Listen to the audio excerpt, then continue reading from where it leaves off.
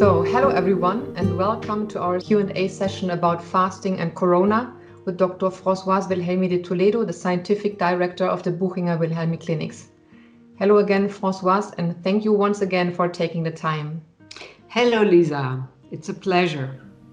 So, we continue today with questions about the right food during this pandemic. And the first question is, what are your additional tips to eat healthy right now? One advice I would give anyone, don't buy sweet soda drinks because this is the alcohol of the children. This is addictive. This is making you sick. This is giving you a bad capacity of processing sugar, which is the first step to diabetes. And we say that diabetics have more risk to get corona. So don't take sweet drinks. If your children claim for them, then do some lemon juice with water, with some honey or some syrup or some sugar, but you can dosage it much, much less. And children have to get accustomed to drink water. Water is the basics, and enjoy water. So you have a very big opportunity to shop properly today, and the fresh things can be prepared when you have bought them and stored in the fridge and already prepared, at least peeled and cut, so that it doesn't take too much room. What is also helping me a lot if I'm not sure what to eat, if I'm longing for something unhealthy, is drinking a cup of tea. Somehow I have the feeling that gives me time to reflect, is that really food I want now? Am I only bored, or what is that feeling causing inside of me? And then having a cup of tea somehow gives me the time. And sometimes I even forget then that initially I wanted to have some sweets. You are a very advanced person, but at least taking a sort of Ersatz, like we say in German, Replacement. Substitute. Yeah. If you crave for carbohydrates, for sugar, then of course a tea is not very calming, but you can have, for instance, a spice tea you do yourself with ginger, with cardamom, with cinnamon, and then you put some cream in it and you put some honey. And then you have a beverage which is nicely sweet, but contains good foods, and at the same time doesn't have all that bad fat or the bad fats you find in the pastry you can buy, in the industrial chemistry you have, in the industrial products, you have a lot of very bad fats and very bad sugars. So if you crave for bread and butter, but you're not hungry and you notice, okay, if I start eating bread and butter, I will eat the whole bread and half a kilo of cheese, then you have to look for something which is more salty. This can be, for instance, a handful of nuts that you have roasted and you have put a little salt on them. So try, when you notice the craving, of course, to look behind. What do I really crave? Because I'm full, I'm satiated. Maybe I'm even overweight, so it's not food I need. It's not a nutritional need. But what is it, and in which direction goes the craving, so that you substitute for things that a little bit resemble what you crave for. The next question is also about fat, but hopefully not about the bad fat, but about good fats. It's about the ketogenic diet. And the question is if the ketogenic diet is a good way of eating right now. Well, there are several grades of ketogenicity. For children who are epileptic and cannot accept the drugs, they have an extremely severe ketogenic diet. This is not a diet I recommend to anyone except to these neurological problems. They have to be supplemented with vitamin, and so this is not an extreme ketogenic diet. Is certainly not what I would recommend today, but a ketogenic direction. And already when you do the time-restricted eating, then you have some moments of ketogenicity. So when you are hungry, you are in ketosis. So this metabolic switch is excellent.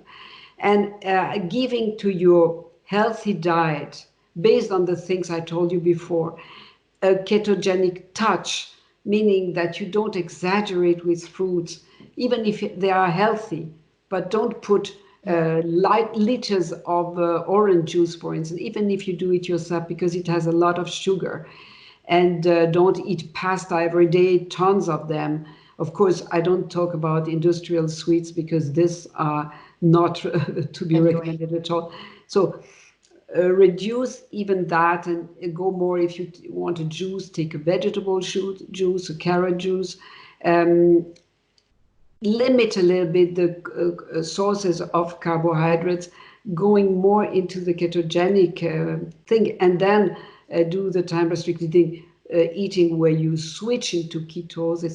This seems to be excellent. And if we always need to have studies to document it, I cannot just say that. I can just say that the Charité this morning just published even that ketosis was good for viral infections. This is anecdotal, in my opinion, just to have one study, but it's always nice to mention it. There are countless studies who show the therapeutical effects of ketosis. But the thing is that you don't have to exaggerate it if you're not fasting. When you fast, you're permanently in ketosis. And this is a new physiological situation because fasting is another physiological situation. You have the eating mode where you're not in ketosis except if you let the long pause, and the fasting mode. The long-term fasting, this means 5 days, 10 days, 15 or more, then you're permanently in ketosis. This has enormous therapeutical effects, like diminishing inflammation, like resetting your own metabolism. Uh, um, it's good for diabetes, it's good for chronic inflammatory diseases, etc. This is the topic of another video. I'm looking forward already. Next question also about different ways of eating, and that person is from Spain, I think, would like to know what you think about juice fasting right now or eating raw food at the moment. Well, I start by the raw food. Raw food is, of course, the best thing to eat most of the items because you preserve the whole value of a vegetable, of a fruit, for instance. Some things you cannot eat them raw because you cannot digest. And this is the point. By raw food, you need to be able to digest them. If not, they are going to give you gas and bloating. And what is a gas? This is a substance produced by some bacteria that thrive when you have improperly digested pieces of food coming into the guts, especially. So they thrive and they produce gas, and it's not the right bacteria to. So raw food is excellent as long as you feel well and you notice you can digest them properly. And even if they are mega healthy, if you don't digest them, they're not healthy for you. So take the quantity of raw food you can stand. There is a training possibility. The younger you are, the better you stand it.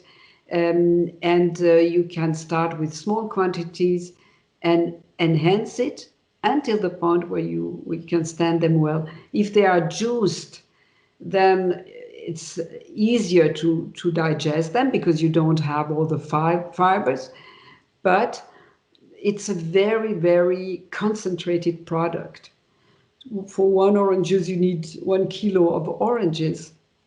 And the risk is that this concentrated food, you can exaggerate it. And then you have these peaks of insulin when the sugar is coming up in the blood, and you have the peaks of insulin. Of course, you can take vegetable juices, then you don't have this problem. They are very concentrated in minerals, fruit juices in vitamins, so they have properties. But at the same time, it's not a natural way of eating. Most of the people need to choose something. So one day of vegetable juice and with one fruit juice is an excellent cleansing. It's like doing a day of fasting. Is an intermittent fasting form if you want, but and longer, it has to have a structure. And I always recommend to do longer things, longer nutritional changes with a guidance, an appropriate guidance. Thank you very much. You were speaking earlier about intermittent fasting, and I know that your preferred way is the 16/8. We talked about this in another video. I will link it also here. And the question is about how often should one do the 16/8 per week? There is a very great scientist called Mark Matson, and in his last article in the New England Journal of Medicine, he gives a sort of guidance. How can I step by step start? First, if you never did that, then do one day maybe, and you're not obliged to do 16/8, so meaning 16 hours without eating. You can do maybe 14 hours. Make yourself check and test. It all depends on your age and your digestive capacity, maybe the quantity of food you ate on the last meal. So do, for instance, a long pause that can be between 10 and 14 hours. And if you notice, okay, I'm not hungry before 14, not even at 14 hours, I'm still not really hungry, then go a little further. Make an experiment with yourself, knowing that hunger is your wonderful orientation. Be nicely, healthy, hungry, and then eat at that moment. But of course, if you wait too much, you can also suddenly overeat because you waited so much that you just jump on the food and have no limits. Of course, this is very bad. So go smoothly, make just the pause always longer, and follow your body feeling of hunger. And when the hunger is right, then you eat, and then you observe satiety. And when you're satiated, you have to stop because all the things you eat then, in addition, they nourish only your doctors. Thank you very much. The last question for today. I feel passive and dependent. What can I do to gain control again? Well, gain control is maybe not the way I would suggest directly, because gain control is something cognitive. Um, this passiveness, this feeling of something should happen, or I'm being anxious of what is going to come, and imagining the worst scenarios, of course, generates a lot of anxiety, and this anxiety supports itself. So after a while, you don't know how to stop the machine, and stop it with a sort of willpower is not easy in that situation. So maybe there is another way to seeing the things. First is to observe. When you feel anxious, when you feel unsatisfied, because you say passive, unsatisfied with yourself, then just observe, what is that feeling making with myself? And then you realize, like Eckhart Tolle, a big spiritual master, there are two of us. There is me, that may be very serene, very deep serene, and the one who is anxious. And so you try to designate, what is this anxiety? Where do I feel it in my body?